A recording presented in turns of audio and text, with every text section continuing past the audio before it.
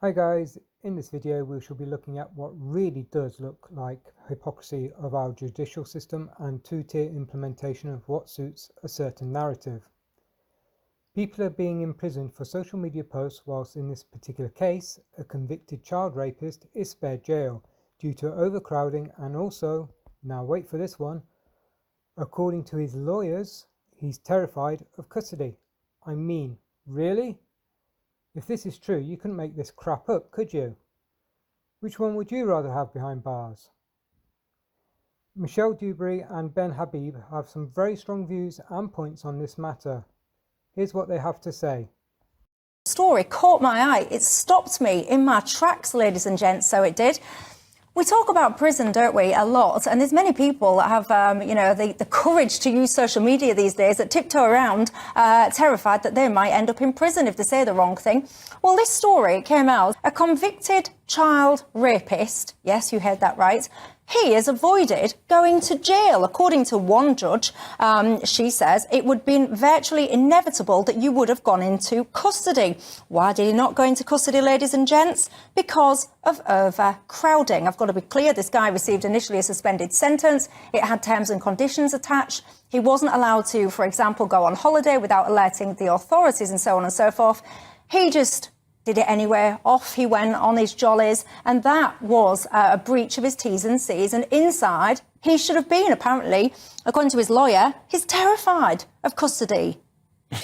Really? Well, guess what? Don't go around raping children then, my friend. Yeah, I'm absolutely amazed that he wasn't given a custodial sentence immediately, why he had any leeway to go on holiday with or without notice. But having broken the terms of his right to go on holiday, it sounds almost an absurd thing to be saying, but having breached those terms, he should have been thrown straight in jail. You know, we've seen... Yeah, but the reason he isn't, and this is what makes me angry today, because there are some absolute wrong-uns roaming around the streets, and there's people that are on licence or whatever.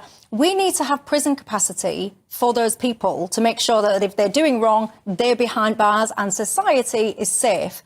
We are prioritising the locking up of people for their thoughts, for their words on social media and so on and so forth. Have we got our priorities right? Well, no, we haven't. And I've said this before on GB News, and I'll say it again. I think the Prime Minister is guilty of politicising the criminal justice system, politicising the riots, politicising what people are saying online in order, effectively, to implement his own political ideology, which in my view is basically open borders, and he's managed to classify anyone who wants to bring rampant immigration down to manageable figures as far right. And the only motive that I can see in doing that is to discredit their position.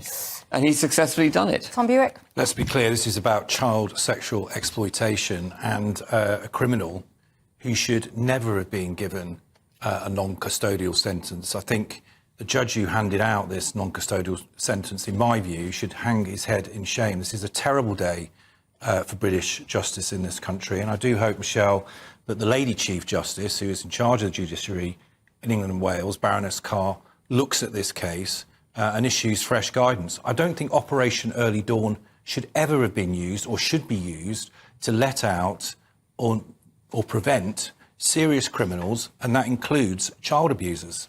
Yeah, and it just irritates me. Can you tell I'm irritated today? It just irritates me when I hear these interviews about, oh, you know, if you've been on the streets doing wrong, and I don't condone people on the streets doing wrong, we will send you to prison, and you might end up in a prison hundreds of miles away from your home, but worry not, we'll get you. You have all these tweets from people like the CPS and all of these politicians almost like clapping and high-fiving themselves because they've locked someone up for hearty words or chucking a Coke can or whatever. And then you've got people like this walking the streets. Honestly, I think it's absolutely disgusting. What are your thoughts on this?